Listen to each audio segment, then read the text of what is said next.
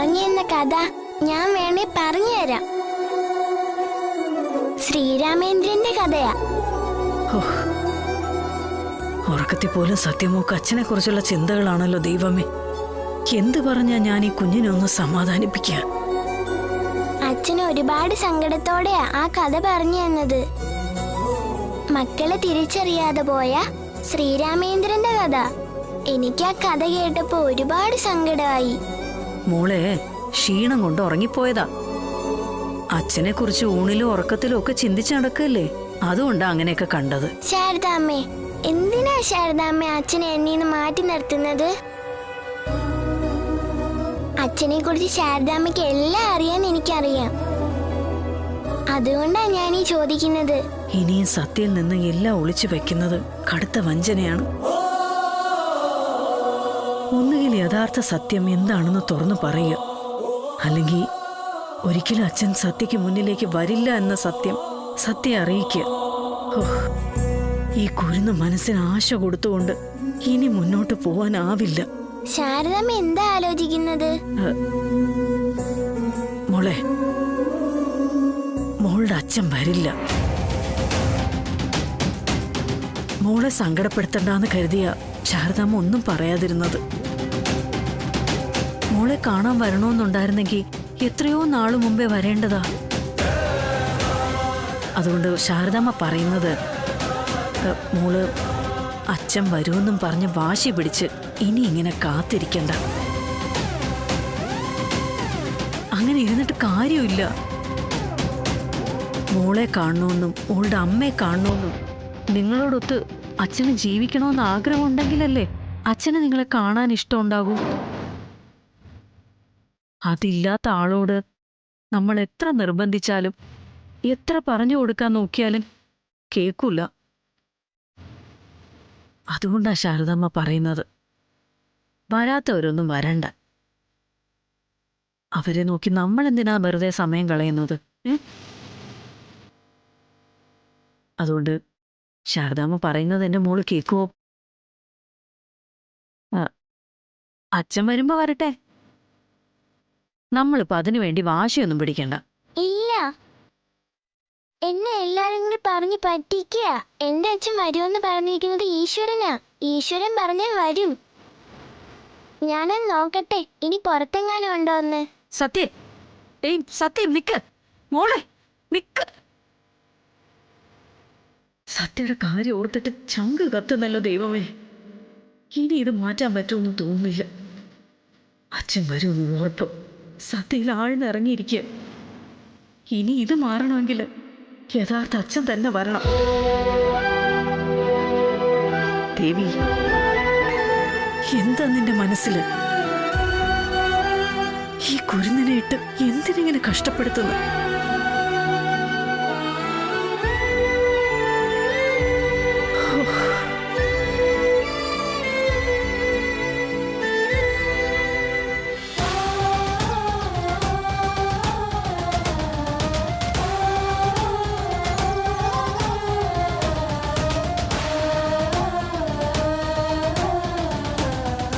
അച്ഛനെ കാണാനില്ലല്ലോ.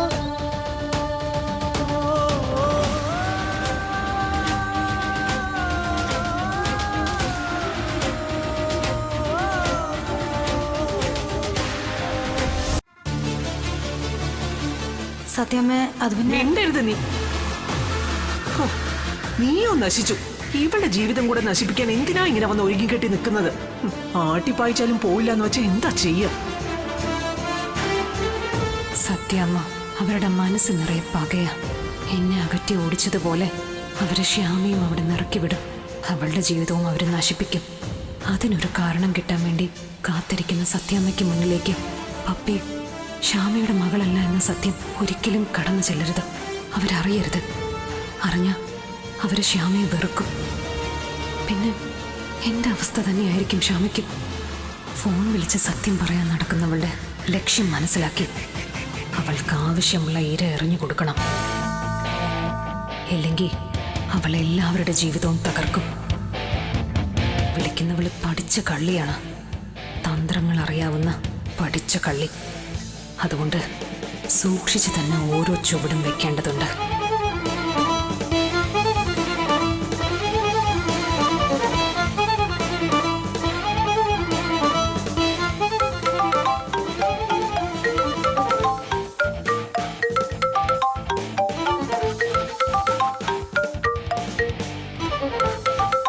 ഇതവള് തന്നെയാ.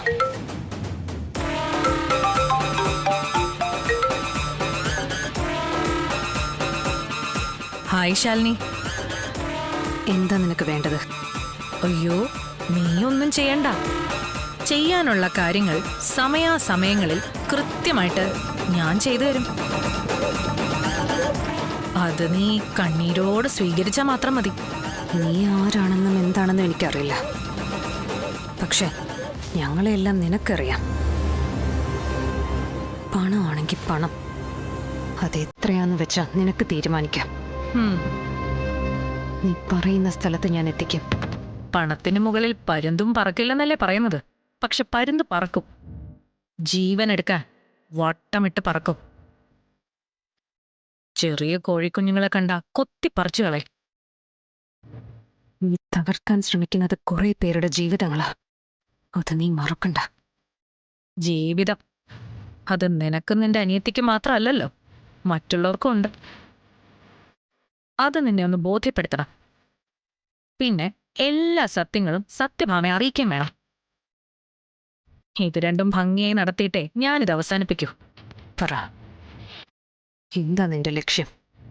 ലക്ഷ്യം ശാരദാമ്മയുടെയും മക്കളുടെയും സ്വസ്ഥതയോടുള്ള ജീവിതം തകർക്കുക. അതെന്തിനാണെന്ന് ചോദിച്ചാ പ്രത്യേകിച്ച് കാരണമൊന്നുമില്ല. ഒരു നേരം പോക്ക്, just for A time pass. ഞാൻ അങ്ങനെയാ. ചില കാര്യങ്ങൾ ഒരു വീണ്ടും വിചാരമില്ലാതെ ചെയ്തു കളയും. അപ്പൊ നീ ആരാണെന്ന് അറിയിക്കാതെ മുന്നോട്ട് പോകാനുള്ള ഒരുക്കത്തിലാ? അതെ, പക്ഷെ ഇങ്ങനെയൊക്കെ ആണെങ്കിലും ഞാനൊരല്പം കൂറുള്ളവളാ. ഇതുവരെ ആ വലിയ സത്യം സത്യഭാമയുടെ മുന്നിൽ അറിയിച്ചിട്ടില്ല. പക്ഷെ ആ ഒരു ഇളവ് എപ്പോഴും കിട്ടിയെന്ന് വരില്ല കേട്ടോ. ഏത് നിമിഷവും ഞാനത് പറയാം, പറയാതിരിക്കാമെന്ന് പറയുന്നതിന് നോ ഗ്യാരണ്ടി. പണമാണോ നിന്റെ ആവശ്യം? എനിക്ക് വേണ്ടത് പണമല്ല, നിന്റെ പതനവും നിന്റെ കണ്ണീരും. അത് രണ്ടും ഭൂമിദേവിക്ക് കാണിക്ക വെച്ചിട്ടേ ഞാൻ ഇവിടം വിട്ട് പോവും. അതുവരെ നിനക്ക് ചുറ്റും ഞാനിങ്ങനെ വട്ടമിട്ട് ചുറ്റിക്കൊണ്ടേയിരിക്കും. നിനക്ക് എന്നെ പൂട്ടാനുള്ള പല വഴികളും നോക്കാം. പിടിതരാതിരിക്കാൻ ഞാനും ശ്രമിക്കും. നീ ആരാ? പപ്പി രോഹിത്തിന്റെ ശ്യാമയുടെ മകളല്ല എന്നൊരു സത്യം സത്യഭാമയെ അറിയിച്ചിട്ട് ഞാൻ നിന്റെ മുന്നിലേക്ക് വരുന്നുണ്ട്. എന്റെ വിശ്വരൂപം നിന്നെ ഒന്ന് കാണിക്കാൻ. അതുവരെ നമുക്ക് കള്ളനും പോലീസും കളിക്കാം. ഇതുവരെ എനിക്കെതിരെ ഒരു ചെറു വിരൽ പോലും അനക്കാൻ പറ്റാത്തൊരു കളക്ടർക്ക് ആ പദവി ഒരു മാന്യതക്കേടാ. എന്തായാലും ഒരുങ്ങി ഇറങ്ങിയതല്ലേ, എന്നെ പൊക്കാൻ പറ്റുമെന്നൊന്ന് ശ്രമിക്ക്. കാര്യങ്ങൾ ഒരല്പം കൂടി സ്പീഡാക്കാൻ പറ്റുമെന്ന് ഞാനും നോക്കാം. പാവം കളക്ടർ.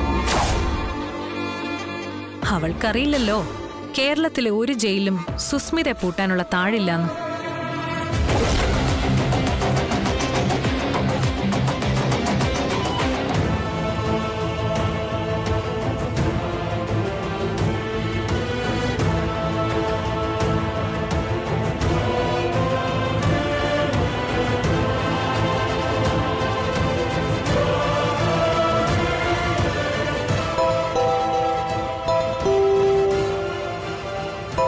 ആരാ അമ്മേ? സത്യയുടെ അമ്മേ മോളെ.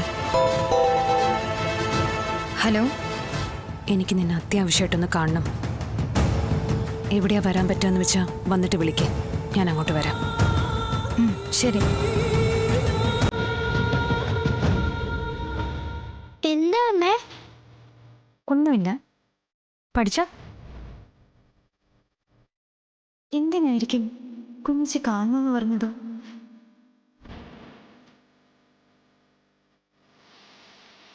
മോളെ, മോളിരുന്ന് പഠിച്ച. അമ്മ ഇപ്പൊ വരാവേ. ഉം. ഇപ്പൊ വരാവേ.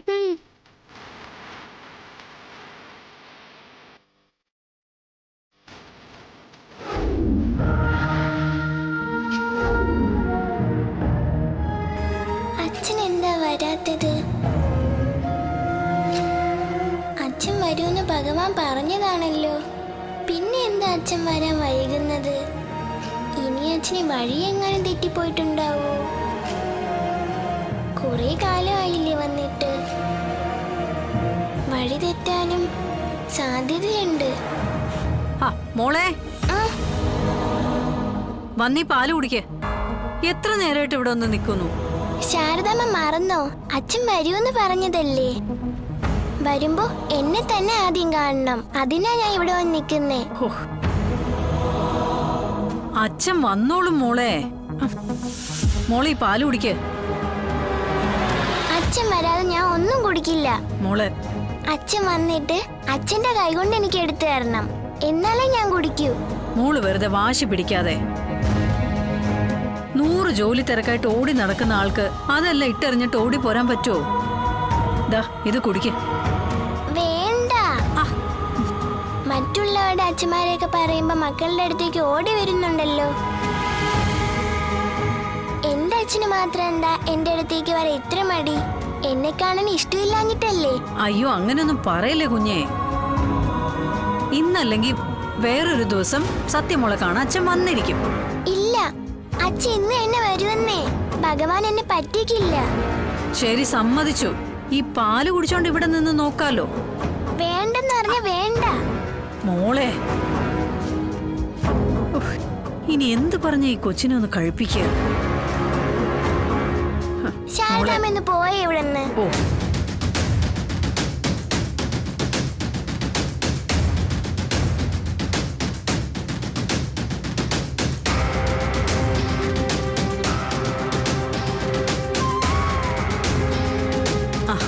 ആഹാ, അവിടെ ഇരിപ്പായോ? ശാരദാമെന്ന് മിണ്ടാതെ പോയേ. ഓ,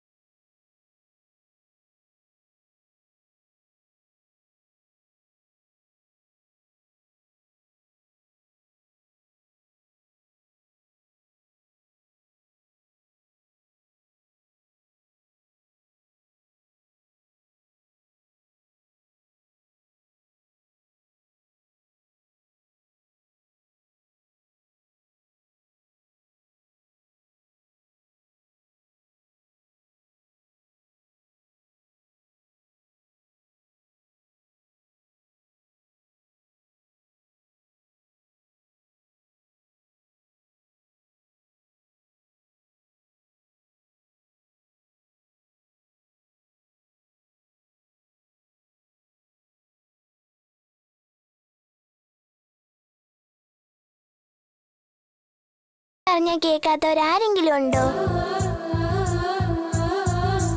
അതുകൊണ്ടാ ഞാൻ പറഞ്ഞത് ഇന്നെന്റെ അച്ഛൻ വരുമെന്ന്. എന്തായാലും നീ ശാരദാമ്മ കൊണ്ടുവന്ന പാല് കുടിക്ക്. എന്നിട്ട് അച്ഛൻ ഇന്ന് വന്നില്ലെങ്കിൽ നമുക്ക് ഭഗവാന്റെ അടുത്ത് പോയി ചോദിക്കാം.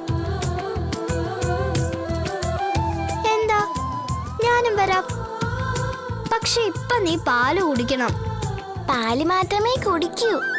മതി, ഇപ്പൊ പാല് മാത്രം കുടിച്ചാ മതി. അത് മുഴുവൻ കുടിച്ചിട്ട് എന്നോട് പറ, ഞാൻ ഹോൾഡ് ചെയ്യാം. ഇപ്പൊ ഞാനൊരു അല്പം പാല് കുടിക്കാം. പക്ഷെ മറ്റൊന്നും ഞാൻ കഴിക്കില്ല. ശരി, വേണ്ടെങ്കി വേണ്ട, പാല് കുടിച്ചാ മതി. ദാ.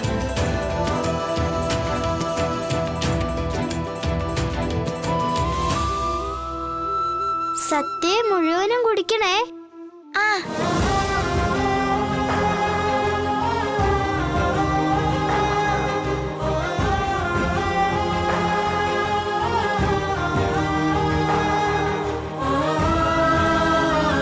ഓക്കേ.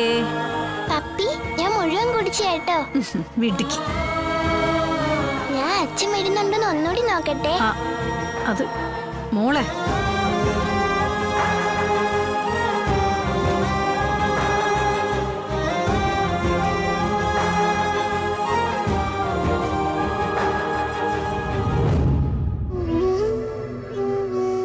ഈശ്വര, ഈ കുഞ്ഞിനെ ഞാൻ എങ്ങനെയൊന്ന് പറഞ്ഞു മനസ്സിലാക്കുന്നത്?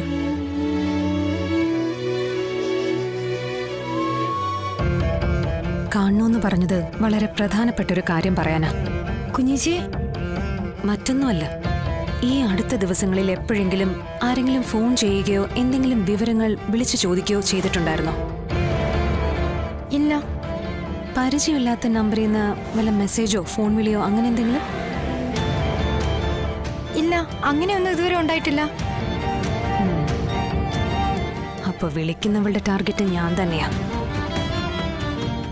എന്നെ കോൺസെൻട്രേറ്റ് ചെയ്ത് തന്നെയാ അവള് മുന്നോട്ട് പോകുന്നത്. ആരാ കുഞ്ഞേച്ചി? അല്ല, എന്താ ഇപ്പൊ ഉണ്ടായേ? എന്താ അവളുടെ ലക്ഷ്യമെന്ന് എനിക്കറിയില്ല. പക്ഷേ അവൾക്ക് നമ്മുടെ എല്ലാ രഹസ്യങ്ങളും അറിയാം. അത് വെച്ച് ബ്ലാക്ക് മെയിലിംഗ്, അതാ ഉദ്ദേശം. അങ്ങനെയാണെങ്കിൽ നമ്മളെ അടുത്തറിയാവുന്ന ആരെങ്കിലും തന്നെ ആയിരിക്കും. അല്ല, കുഞ്ഞേച്ചിക്ക് ആരെങ്കിലും സംശയമുണ്ടോ? ഉണ്ട്. അതാ ഞാൻ ചോദിച്ചത്, വീട്ടിൽ ഈ അടുത്ത ദിവസങ്ങളിൽ ആരെങ്കിലും വന്നിട്ടുണ്ടോ എന്ന്. ഈ അകന്നു നിൽക്കുന്നവർ വല്ലാതെ അടുക്കുമ്പോഴും ഈ വല്ലാതെ അടുത്തു നിന്നവർ അകലുമ്പോഴും നമ്മൾ അവരെ ഒന്ന് സൂക്ഷിക്കണം. കാരണം നമ്മളെ തകർക്കാനുള്ള എന്തെങ്കിലും ഒരു ചതി അവരുടെ ഉള്ളിൽ കാണും. അല്ല കുഞ്ഞേച്ചി, അവരെന്ത് രഹസ്യമോ പറയുന്നു പറയുന്നേ? നമുക്ക് വളരെ കുറച്ചു പേർക്ക് മാത്രം അറിയാവുന്ന രഹസ്യം.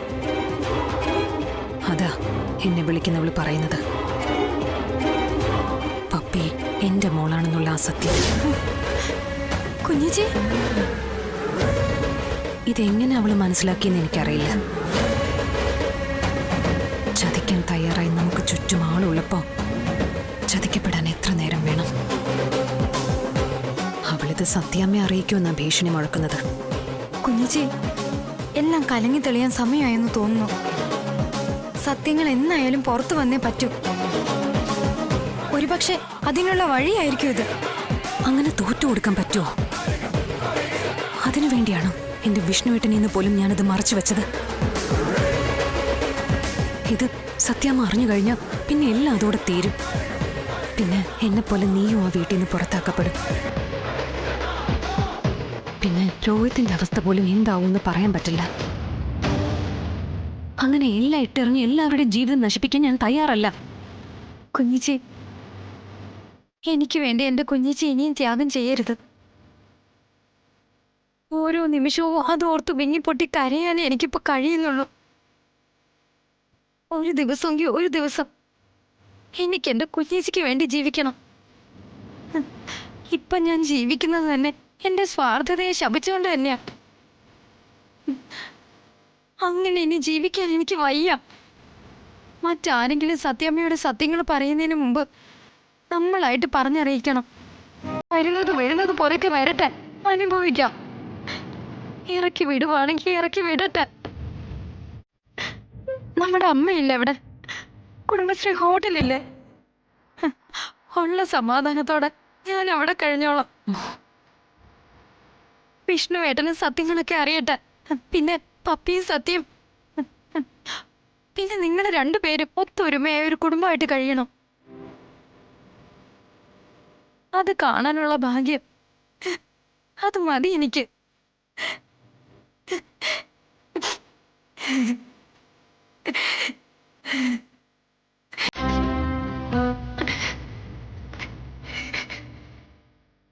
ഷമേ, എന്തായത്? ആരെങ്കിലുമൊക്കെ കാണും, നീ കരയാതെ. അങ്ങനെ ഒരു ജീവിതം നീ തിരഞ്ഞെടുക്കണമെന്ന് പറയാനല്ല ഞാൻ നിന്നെ വിളിച്ചു വരുത്തിയത്. ഇതിലും സന്തോഷത്തോടെ നീയും രോഹിത്തും പപ്പിമോയും ജീവിക്കണം എന്ന് പറയാൻ തന്നെയാ വിളിച്ചതും കാണണമെന്ന് പറഞ്ഞതും. കുഞ്ഞേച്ചി, ഫോൺ വിളിയൊക്കെ എനിക്ക് വിട്ടേക്ക്, ഞാനത് ഡീൽ ചെയ്തോളാം. ഇങ്ങനെയൊരു സംഭവം ഉണ്ടെന്ന് നീ അറിഞ്ഞിരിക്കണമെന്ന് പറയാനാ വിളിച്ചേ. പിന്നെ വീട്ടിൽ ആരൊക്കെ സത്യാമ്മയെ കാണാൻ വരുന്നുണ്ട്, ഫോൺ ചെയ്യുന്നുണ്ട് എന്നൊക്കെ ഒന്ന് ശ്രദ്ധിക്ക്. ശത്രു ആരാണെന്ന് അറിയും വരെ അവളുടെ ശക്തിയും ലക്ഷ്യവും നമുക്കറിയാൻ പറ്റില്ല. അതുകൊണ്ട് അവൾ ആരാണെന്ന് അറിയുന്നത് വരെ ഒരു ശ്രദ്ധ ഉണ്ടാവണം. സങ്കടപ്പെടാൻ വേണ്ടിയല്ല ഞാൻ പറയുന്നത്, സൂക്ഷിക്കാൻ വേണ്ടിയാ. അല്ല, വിളിക്കുന്നത് ആരാണെന്ന് വല്ല സൂചനയും ഇല്ല. പക്ഷെ അധികം വൈകാതെ അവൾ എൻ്റെ മുന്നിൽ വന്ന് ചാടും. ഇല്ലെങ്കിൽ ഞാൻ ചാടിക്കും.